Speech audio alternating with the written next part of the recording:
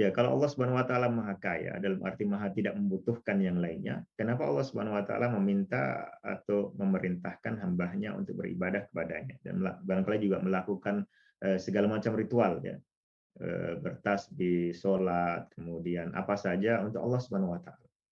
Jawabannya ada, bisa kita rinci dalam 3 poin. Tapi intinya, jawaban dari pertanyaan ini akan menjadi jelas manakala kita bisa membedakan perbedaan, ya bisa memilah antara hak dan kewajiban, ya, perkara hak dengan kewajiban, dengan perkara butuh atau tidak butuh. Allah Subhanahu wa taala menciptakan makhluknya bukan karena membutuhkan makhluknya. Bahkan justru makhluknya itulah yang membutuhkan Allah Subhanahu wa taala. Seperti tadi kita singgung sebagai Ar-Razzaq, sebagai yang Maha memberi rizki, apa saja makanan, minuman, pasangan, ya apa saja yang diperlukan oleh seorang makhluk untuk bisa hidup dengan nyaman. Dan Dzul Quwwatil Matin memiliki kekuatan yang sangat tangguh. Ini menunjukkan bahwa Allah Subhanahu wa taala menciptakan itu semua bukan karena membutuhkan makhluknya. Karena bahkan semua yang ada di makhluk itu berasal dari Allah Subhanahu wa taala, sebagai karunia dari Allah Subhanahu wa taala. Nah, mencipta atau melakukan atau berkehendak itu sama sekali tidak didasari oleh sebuah kebutuhan.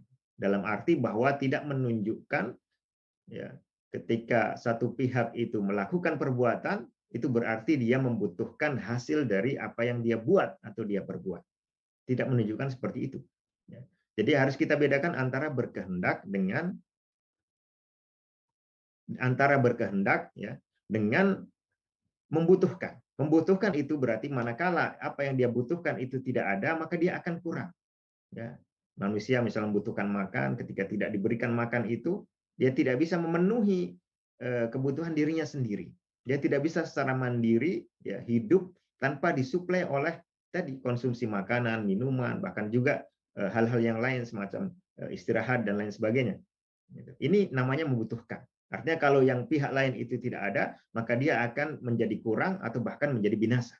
Sementara Allah Subhanahu wa taala sama sekali tidak seperti itu. Ketika Allah Subhanahu wa taala misalnya diandaikan sebagai sang pencipta, tidak menciptakan apapun, maka sama sekali tidak ada kebinasaan yang akan mengenai Allah Subhanahu wa taala. Nah, jadi sama sekali kebutuhan itu terpisah dari urusan melakukan. Ketika Allah Subhanahu wa taala melakukan atau menciptakan, bahkan memberi rahmat, yang memberikan anugerah, ini justru menunjukkan bahwa yang butuh adalah pihak yang diberi. Yang butuh adalah pihak yang diciptakan. Yang butuh adalah pihak yang diberikan hidayah atau petunjuk atau wawasan atau informasi. Jadi justru Allah Subhanahu wa taala menciptakan umat manusia dan juga menciptakan seluruh hamba itu dalam kondisi Allah Subhanahu wa taala sama sekali tidak membutuhkan mereka. Justru Allah Subhanahu wa taala mengadakan ciptaan yang nantinya para ciptaan ini membutuhkannya. Nah, tapi tentu ada tujuan. Nah, jadi kita harus membedakan antara tujuan dengan kebutuhan.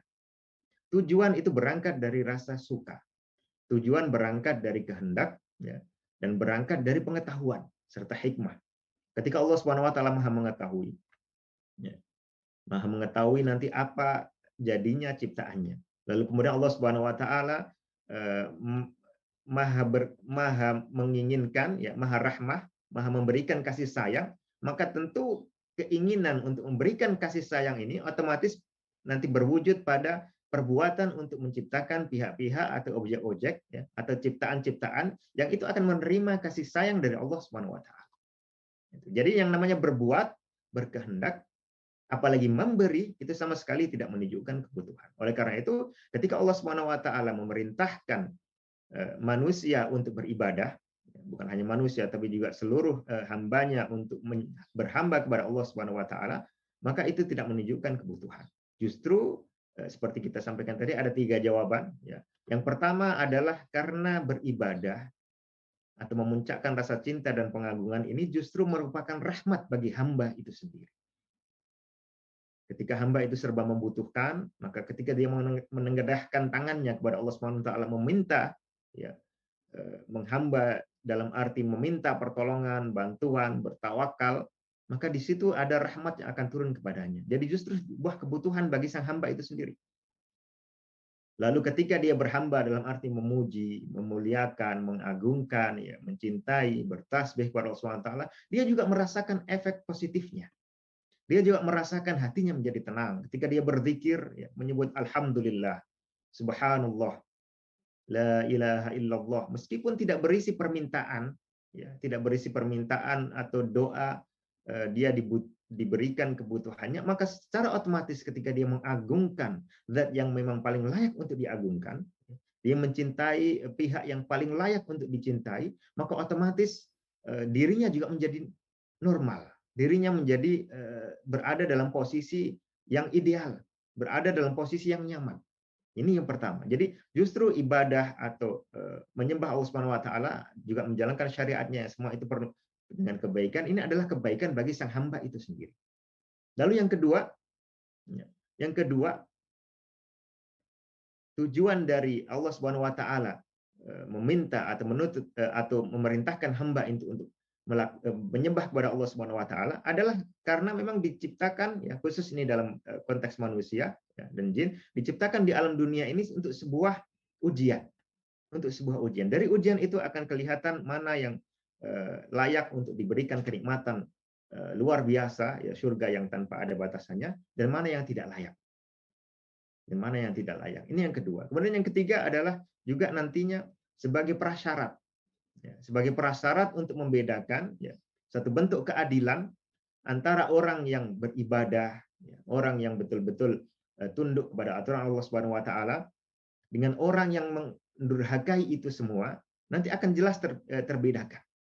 Sehingga tidak ada kezaliman pada saat Allah Subhanahu wa taala nanti membalas, ya, manusia yang sebagian kelompok dimasukkan sebagai kelompok ahli surga yang mendapat kemuliaan, sebagian kelompok dimasukkan di kelompok yang ahli neraka yang mendapat siksa, maka tentu siksa dan azab ini adalah ada sebabnya. Nah, sebabnya itulah yang adalah apa yang mereka jalani ketika mereka ada di alam dunia. Jadi singkatnya, Allah Subhanahu wa taala meminta umat manusia untuk beribadah, ya. Juga seluruh hamba yang memiliki kesadaran untuk beribadah itu adalah untuk kebaikan mereka sendiri. Lalu kemudian untuk supaya nanti ketika dia di akhir hayatnya, ya, kemudian masuk ke kehidupan yang baru, dia berada dalam posisi yang layak. Karena dia selama hidupnya di alam dunia itu menyembah sepenuhnya, mencintai Allah Subhanahu wa taala, maka di sana dia mendapat balasan, bahkan berlipat ganda, jauh lebih besar daripada yang dia peroleh ketika dulunya dia ada di kehidupan dunia, ya. Kenikmatan batin yang dia terima pun jauh lebih besar daripada ketika dulu dia nikmati ketika dia berzikir di alam dunia. Allahu a'lam.